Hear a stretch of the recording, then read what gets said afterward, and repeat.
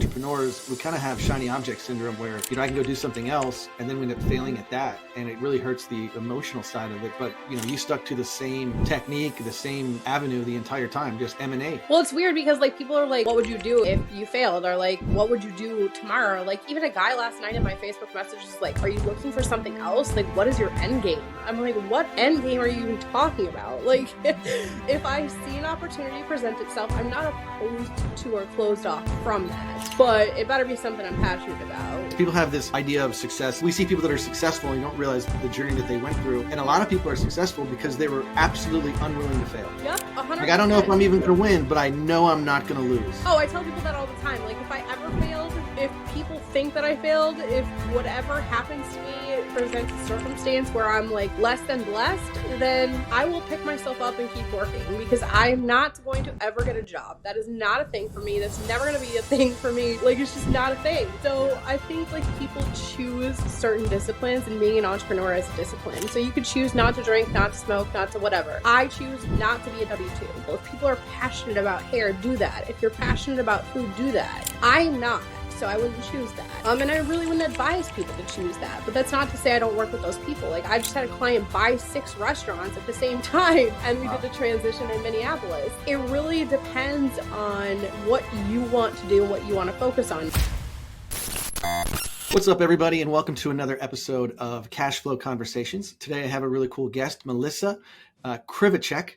And Melissa is located in Florida, and she's in the M&A space. So a very interesting space that I think 10 years ago was almost like out of touch for a lot of people because it was this like taboo thing that people didn't really know much about. And Melissa's been able to help a number of clients exit their businesses for massive profits. So Melissa, it's good to have you here. Awesome, Matt. Thanks for having me. It's Krivachek, by the way, but we'll let that slide. Krivachek. Wrong syllable. My apologies. Yep. So it's good to have you here. We've had a chance to talk a little bit.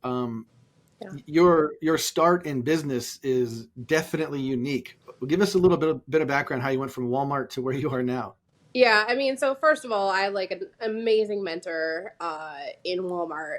And so that was a thing in and of itself where I learned leadership and just the capacity and work ethic and all that kind of stuff. And I also grew up in a small town. So I mean, we had to do all those things to survive, not thrive. We never thrived. But one of the stories that I shared with you was that I actually ended up going to jail for speeding because I loved speed.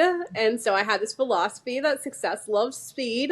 And that's not true. It loves accuracy. But, I got 36 tickets. I ended up in jail for 7 days by myself. And at that point, like, coming from Walmart, like I had never been by myself. Like there's constantly people in Walmart. Anyone knows that walks in the doors of the store. And so like it was very difficult at a very young age to sit with myself and just be like serious about like, what are you actually going to do with your life? Because if you continue this behavior, you're going to continue to just be in this small town and have this mentality and just have nothing. And so do you want to do that? And the answer to the question was no. So I asked for a piece of paper. I got the piece of paper. I wrote down a nonprofit business plan. Anyone that knows anything about business knows you need to be in it for profit before you can give back to the community. And so, I was able to just figure out like, hey, I'm going to dive into this. Now, one thing that I didn't share with you that I, did was I told my dad, like, you need to fuck off. My dad is a failed entrepreneur. My grandpa's a failed entrepreneur. And the reason that they're failed isn't because they didn't have the time or money or resources, which they didn't have, but rather because my grandparents had 13 kids and my dad ended up having me almost immediately after starting a business. So I think anyone with kids can relate. It's much more difficult and challenging to allocate resources to a business versus like just saying like, hey, I'm going to do this. So I didn't have kids. I didn't have responsibilities. I was very much in a space where like I could say, look, no matter what your opinion of me is, which I've heard like go get a job 20,000 times, I am going to sit at this desk in this living room with my siblings going to school and I'm going to work, whatever that looks like. So back then, like obviously YouTube wasn't a big thing, but what year is this? What What year was that? 2005. Okay. Yeah, so I like learned just, Tony Robbins, Deepak Chopra, Les Brown, like Napoleon Hill. A lot of those guys were coming online with some content back then. Now there's thousands of videos of them, but back Yeah. then those were the few guys that you went to if you wanted to like get motivated, stay motivated, and keep going. And so like every day I just wake up and pound YouTube videos, and that is really just how I got started in like learning to discipline myself at home in my own space where there was a million distractions, because that's just the environment that I had to work through to get to where I was going. And I think anyone listening to this podcast can relate, because there's always going to be like laundry, dishes, cooking, cleaning, like the list of things goes on, parenting. I mean, the doorbell Yeah. ringing, the TV, the dogs barking, on and on. And so it's a very difficult, challenging time, but you can work through it with just, I mean, extreme focus and discipline. And honestly, you're going to have to work hours that you don't want to work. And when you say, F off dad, it was more of like, I'm going to choose who I'm listening to kind of moment. No, it was more like I'm seriously telling you to fuck off. I mean, I apologize for that many years later. But also I use that as motivation for probably the first like good 10, 12 years. Like, it was like, if you think that you're going to tell me that I can't do this, like, I'm going to Was he telling you prove that? to. Was he saying you're not going to succeed? No, he never said I'm proud of you, is what he didn't say. So just like, I just automatically associated that with like, okay, well, you just think I'm going to fail. So I'm just going to prove to you that I'm not going to fail. It's funny because people have this idea of success, and people like we see people that are successful and you don't realize the journey that they went through. And a lot of people are successful because they were absolutely unwilling to fail. Yeah. Yep. Like, I don't know if 100%. I'm even going to win, but I know I'm not going to lose. Oh, I tell people that all the time. Like, if I ever failed, if people think that I failed, if whatever happens to me presents a circumstance where I'm like less than blessed, then I will pick myself up and keep working, because I'm not going to ever get a job. That is not a thing for me. That's never going to be a thing for me. Like, it's just not a thing. And Yeah. so I think like people choose certain disciplines, and being an entrepreneur is a discipline. So you could choose not to drink, not to smoke, not to whatever, right? I choose not to be a W-2, and that's just Yeah. by choice. Yeah. And by doing that, you're really creating no ceiling for yourself, but there's not a lot to fall back on except yourself. Well, yeah, I mean, so this is the thing. You just got to believe with this unwavering conviction that you are enough. So even if Delusional conviction almost. like what? Delusional conviction almost. Yeah, I mean, it's what it is, right? So when you were doing all this, you didn't have anybody in your corner. How did you get started? What was your avenue? I did consulting, so I'm doing the same thing I've done for the last 17 years. So I learned how to scale businesses. And then once I was in enough businesses, we ended up exiting two of those businesses for 8 figures. And then we started buying businesses as a result of that. So it's been the same on repeat for the last 17 years. Scale, sell, buy. Scale, buy, sell. Well, good for you for not getting out of it. A lot of people see success and entrepreneurs, we kind of have shiny object syndrome where, I can go do something else and then we end up failing at that. And it really hurts the emotional side of it. But, you stuck to the same technique, the same avenue the entire time, just M&A. Well, it's weird because like people are like, well, what would you do if you failed? Or like, what would you do tomorrow? Like even a guy last night in my Facebook messages is like, are you looking for something else? Like, what is your end game? I'm like, what end game are you even talking about? Like if I see an opportunity present itself, I'm not opposed to or closed off from that. Yeah. But it better be something I'm passionate about. Yeah. Somebody asked me just yesterday as well, like, what do I look for? And the reality is I look for things that aren't customer focused necessarily. So something that like tech could be involved in. So restaurants, not a big fan of. Hair salons, not a big fan of. And Why? the reason, Help me understand why. yeah.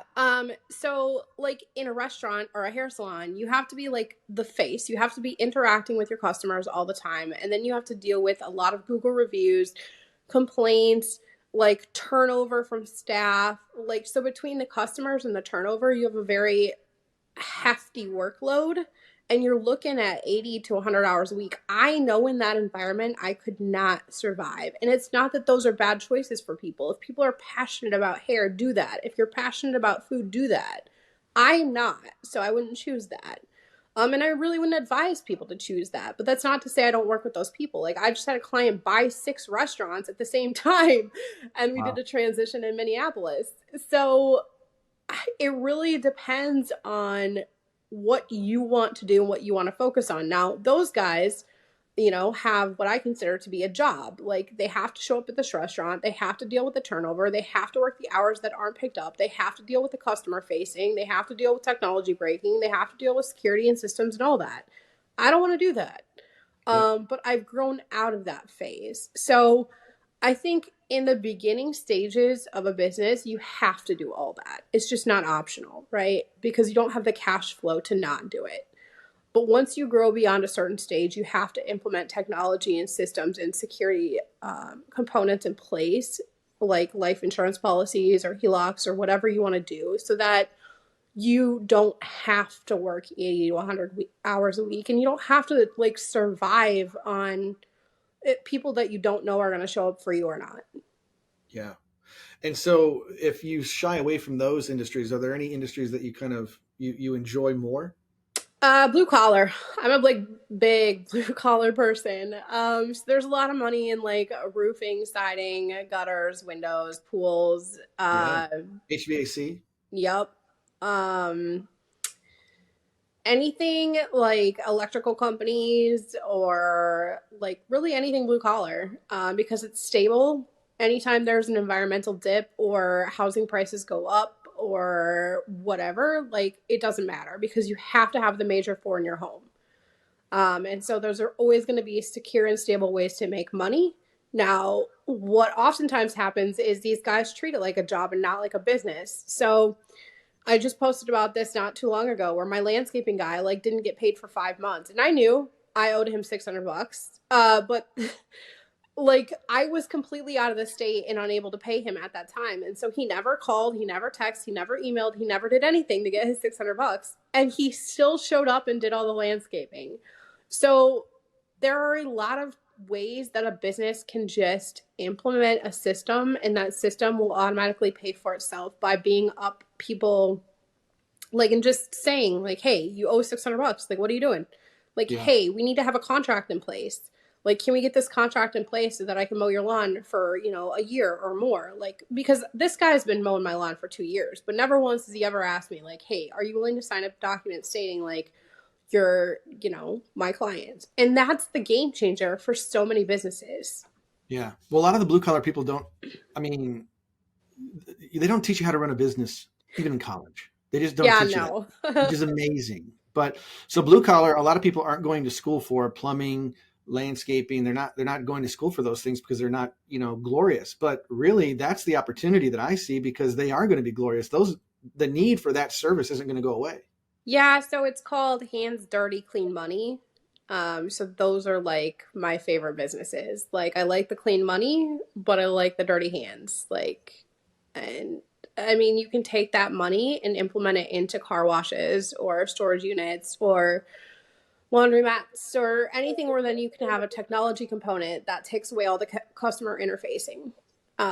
So you don't have to Interesting. deal with all that. So like a laundromat, you're not going to go on Google and review the laundromat.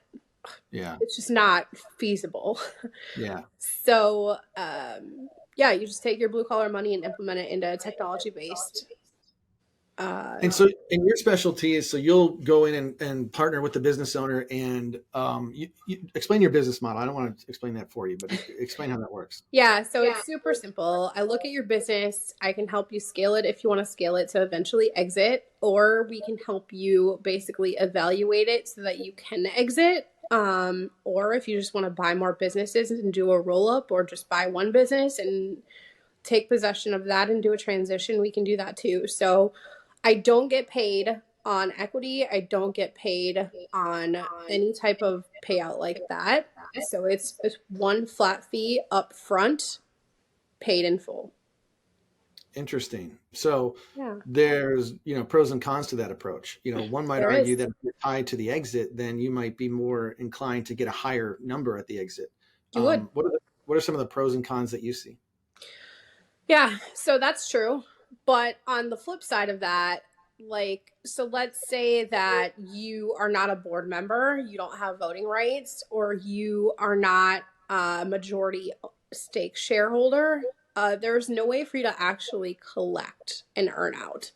So the downside of an earnout is that if you don't have majority say in the business, which oftentimes consultants, brokers, and other outside parties don't, it's very hard to actually get the owner to give you the amount of money that you're asking for. So, for example, in the restaurant deal, we had the broker ask for 9.5% on the end of the closing. And he got sued by the seller because the seller was like, those were not the terms that we agreed to. And he never got a payout at all. So, it's Wow. better if you are just upfront about it and say, look, I'm putting in a lot of work here. I'm helping you scale the business. I'm helping you look at all the components of the business before it goes into a sale, and then walking through from the start of the sale into acquisition, evaluation, and all of those. And so sure, you don't get paid as much, but at the end of the day, it's all about the relationship. So once a person decides to scale their business, they have trust and rapport with you. Once they do that, then they're much more willing to sell with you. And then once they have that money, like, they're going to have to buy something new. So you're getting 3 transactions for one versus just saying, like, oh, I want 9.5%. Yeah. Wow. That's interesting. In England, you're not even a real estate agent isn't even allowed to make a commission. Oh, Yeah, and so here in America, they're talking about commissions being horrible, and essentially, if you're a broker, you're getting a commission on the sale. yeah, But you're describing, hand holding through the entire process, and it's all understood up front, and yeah. there's no reason why you wouldn't go for a larger exit. Um, but you got to help them throughout the multiple transactions. So, do you have a team of advisors that work with you? Because there's a lot of nuances. There's legalities, there's paperwork that the courts are going to look at. That's a Yeah. lot. That's a big transaction. So, do you have a team? Yeah, so I am the primary person, and then within the house we have attorneys, brokers, because you need a broker if you do anything with real estate, and then CPAs because the financials we require IRS form 4056T, and that basically is a request to get your financials directly from the IRS. The reason that we require that is because if you give me a P&L statement and I look at that P&L statement and I'm like, this is a joke, like, where are all the expenses going? If I request your taxes directly from the IRS, I know that's validated.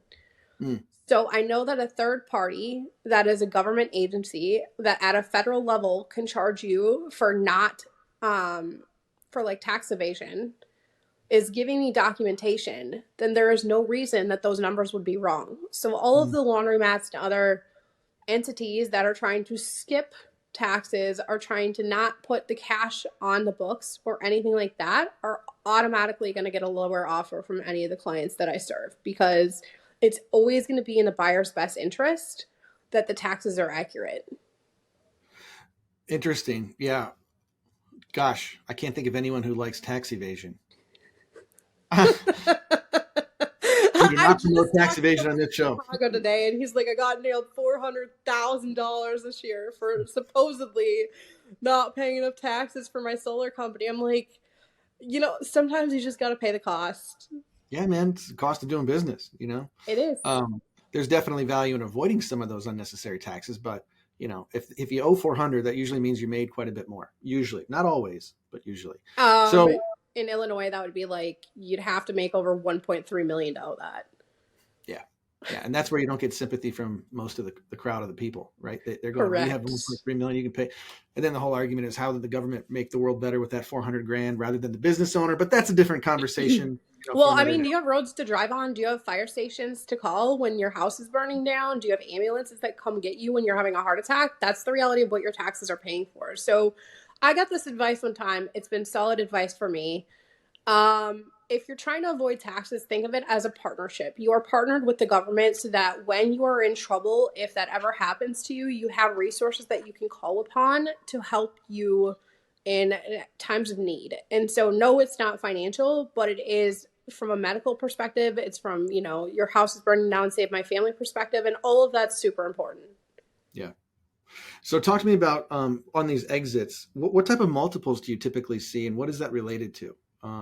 As far as cash flow in the business, EBITDA, like how do people determine the multiple of what a business is actually worth?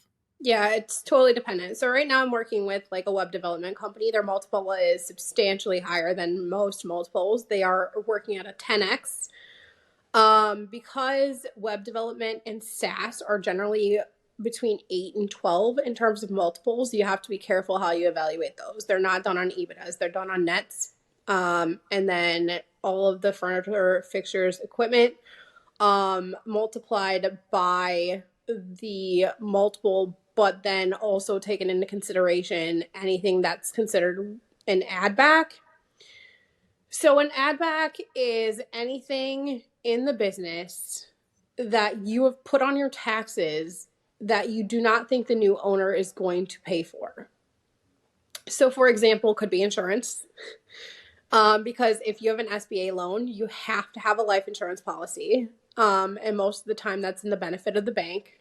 And so the new owner's not going to pay for that, because at the end of the closing, the SBA loan is going to go away and there's going to be a new one written, because SBA loans are one of the few loans that you cannot transfer regardless of the circumstances. You are solely responsible for that, or the business is.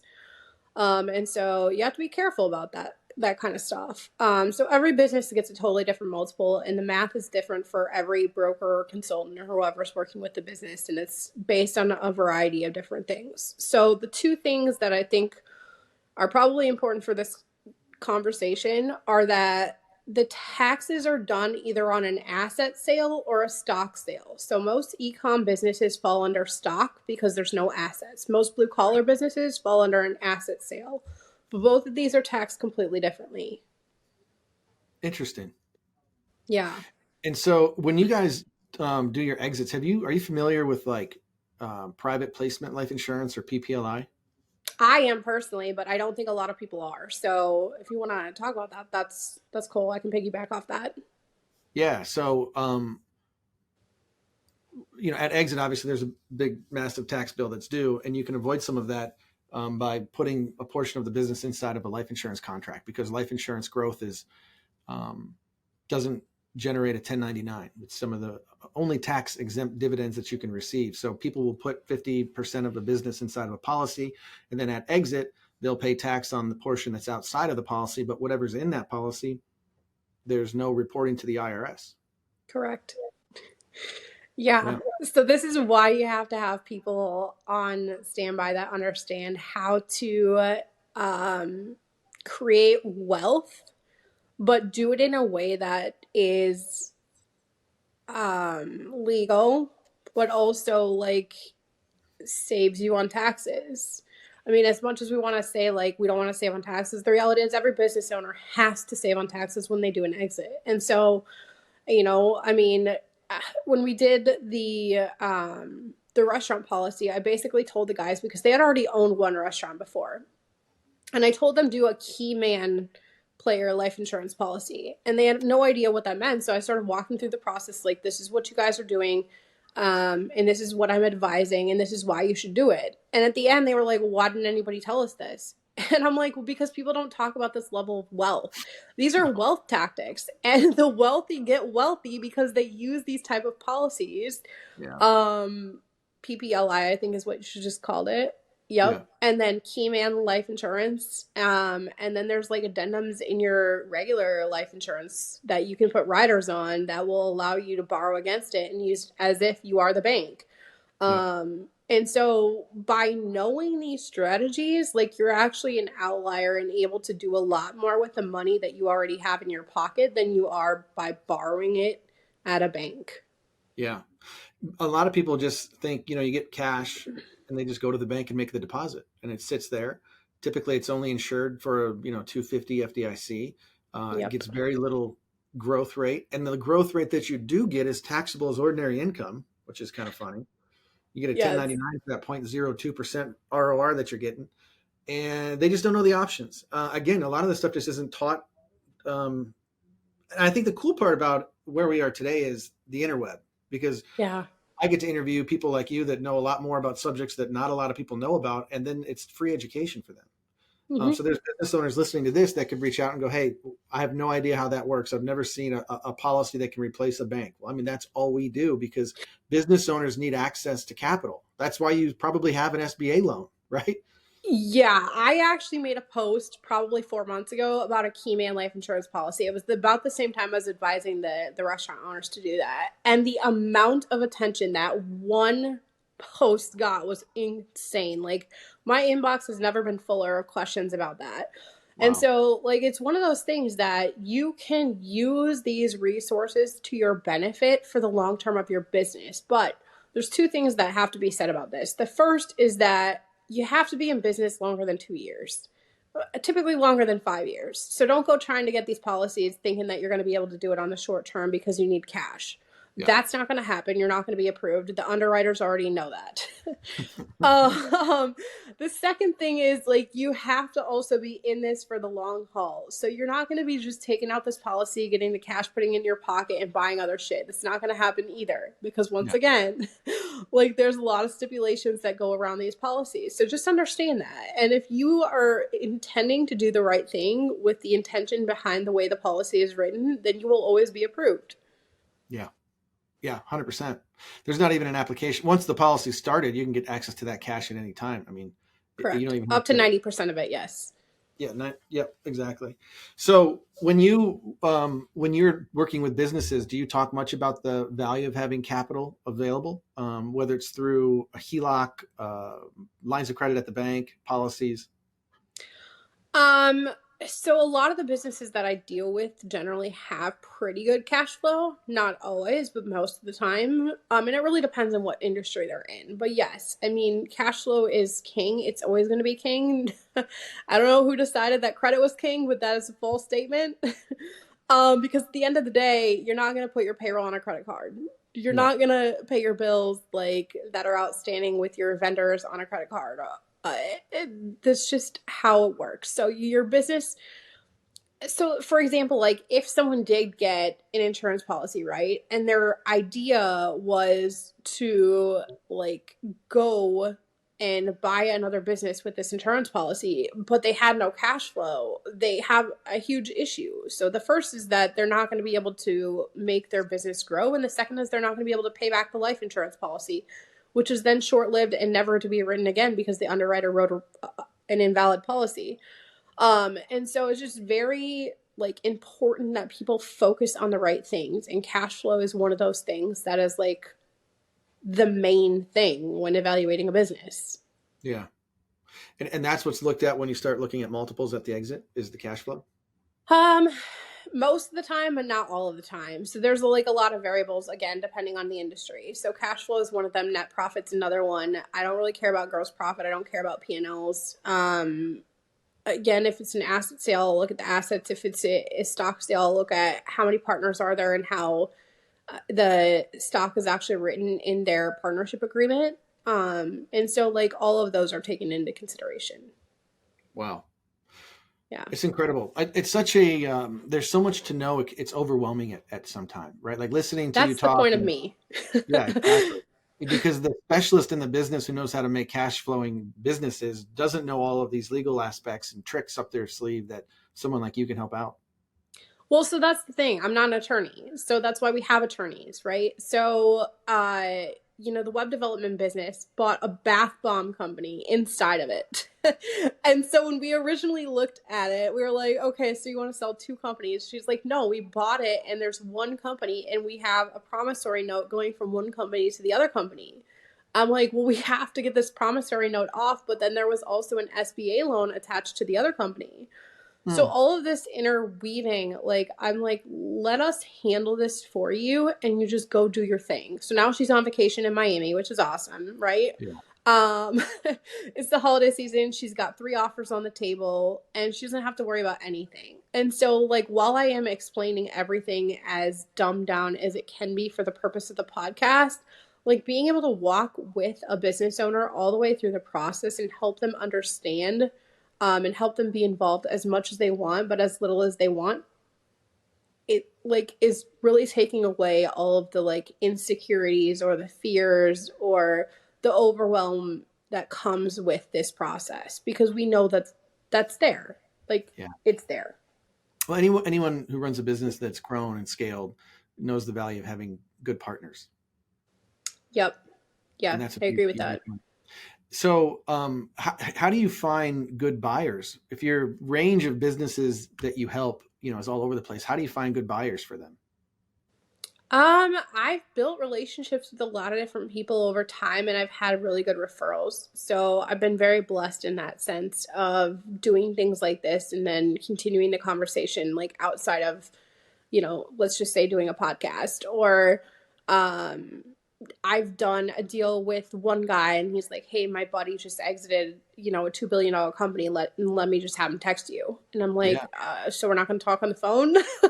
like, like, and the guy just sends me like a text, like, "Hey, you know what? I want to do a roll up here. I want to buy 10 businesses. The parameters are 5 million per piece, and I have, a down payment. I already know I'm way outside the parameters of an SBA loan, so cash." And I'm like, "Okay, but I don't know anything about you, right? So if we're going to do business, like I truly genuinely want to know about you. I want to know, are you single? Do you have kids? Like, what are you going to do with this money? How are you going to shelter this money? What is your intent with this money? Like, why are you even in business? Are you passionate about it or is this just a job?" Like, Yeah. because for me, all of the elements that come outside of the business are much more valuable than the actual business itself. Interesting. I think that's a good approach, though. I don't think that'll ever fail you if you keep it up like that. Too many people It's are never interested in failed me. I don't think yeah. it's going to tomorrow either. Too many people are just interested in making money and moving on, and that's where failure happens. That's where you really burn out and it doesn't become fun anymore. Yeah, I mean, I've never hit burnout, thankfully. I don't think I will. But I'm also a boutique firm. So, I just had this conversation where the guy's like, "That's all the deals you have?" I'm like, "Listen, we're not here to do hundreds and hundreds of deals. We're Yeah. here to walk business owners from start to finish through the entire process. We're here to make security and peace of mind happen. Like, you can't do that on hundreds of deals. We're here for a few dozen a year. That's what we're here for. And that's what we strive to complete. And we want everyone to feel valued and we want everyone to feel like this is something that they trust in fully and they know that they're going to get the best outcome for them and their family." Beautiful.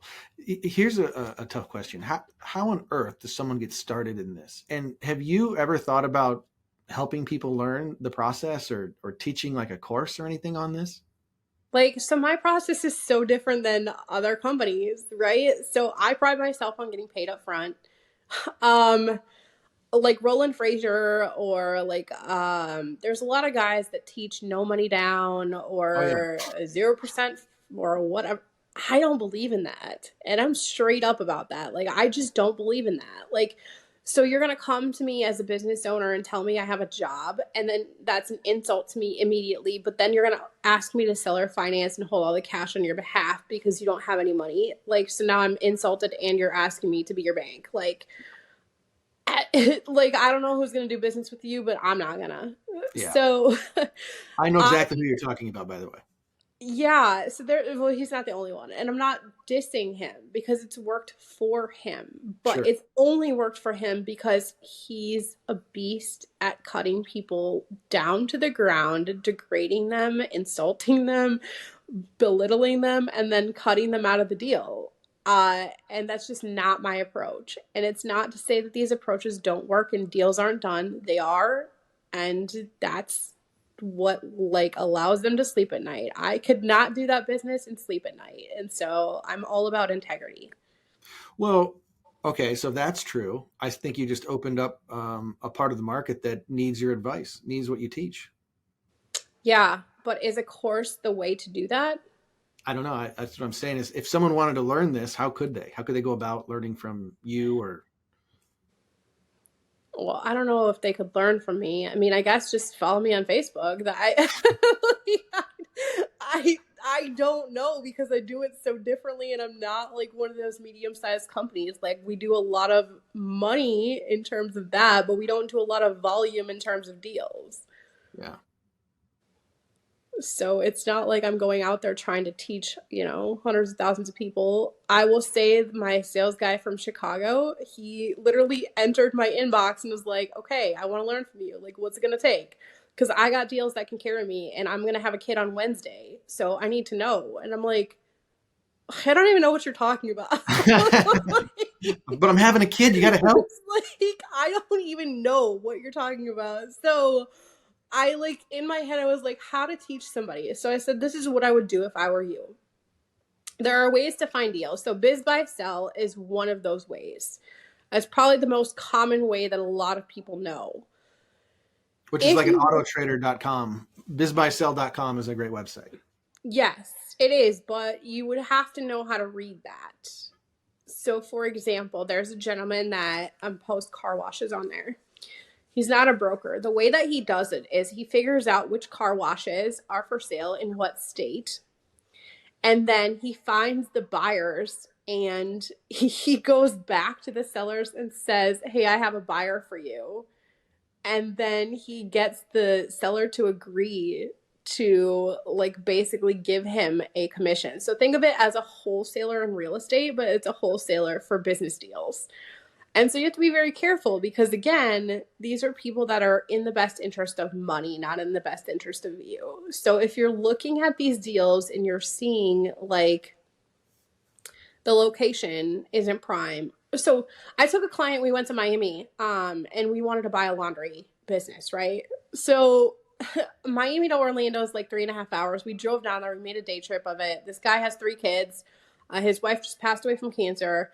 And he's got a little extra cash to buy. So, but he's never bought before. He has a really good W-2 job working for Honeywell. He makes about $400,000 a year in commissions on sales doing that, and he loves it. And that's his security. That's how he's got his real estate portfolio. But now he wants to expand into businesses. So we go to Miami, and he's jokingly like, "What if they just have a washer and dryer?" I'm like, "There's no damn way." And we walk in, and I'm not even joking. Like, there is a washer, a dryer, and a van. And on the line was like Versace, Gucci, Prada. Like, I'm like, you gotta be kidding me. Like, these things seriously cannot be washed in a washing machine. They're like, yeah, but they don't speak English. They spoke Portuguese. And so we had to bring a translator. And basically, the laundry service is a front for, we'll say, drug smuggling. Oh, God. But you walk in, you give them their clothes, they walk it out the back door, they take it to like a much bigger laundry service, and then they charge you like a 40% fee. But you never know that the clothes left their facility. And so you have to be really careful about these type of transactions because if you don't know what you're looking for, you can get into a hot mess very quickly. Yeah. Wow. Okay, that's crazy. You've stumbled upon a little drug operation.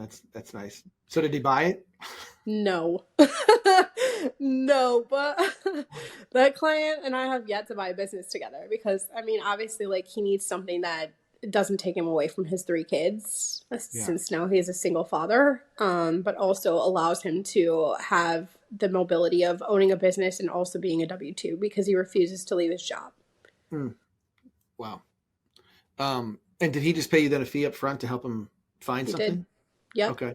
So if people want to learn more, I'll put a link to your Facebook in the description below. And I think you're right around 5,000 friends. So you're going to have to start purging some of those. I'm not, actually. I'm at 900. Oh, you're not? No. All right, nice. So you have plenty of room. So when I say I'm very boutique, like, I'm very boutique. Like, I'm not, I'm not at 5,000 at all. Well, so if you add them then as a friend, then they can just go ahead and reach out. And you were quick to respond to me too. So you're very active on Facebook, which is great. Yeah, I'm one of those people that, like, I will respond to anybody and everybody. Like, I literally just had a guy text me before this. He's like, hey, I got your number off your website. I want to buy a business. Tell me what the process is. I'm like, I am literally going on a podcast. Give me 2 hours and I will reach back out to you. And the thing Um, is, like, just having these conversations and building that rapport and that trust with people is more valuable than anything else. So whether you buy now or in the future, whether you sell now or in the future, whether you scale now or in the future, it doesn't matter. Because, like, hopefully I'm the one that you call. Hopefully I'm the one that you remember. And hopefully I'm the one that sticks out above all the rest. yeah, absolutely. Totally agree. And I'm glad we did this because it got your name out and I got to learn a little bit more about the M&A space, which is can be so convoluted and a lot of people in the M&A space aren't willing to share much at all. They hold their Oh cards yeah, I tight. share everything, like the good, the bad, the ugly, all the in betweens, because it's just a process. Like it could take 8 days, it could take 8 months. Who the hell knows? Yeah. Yeah. Wow. Well, Melissa, thank you so much for joining me today. Awesome, Matt. Well, I appreciate you having me. Yep, my pleasure. Thanks again, and we'll make sure to get your links in the description. So if you're listening, check out the description below, and we'll have links to Melissa's website as well as Facebook, where she is super active and will respond to your messages. Awesome. All right, see you guys. Bye.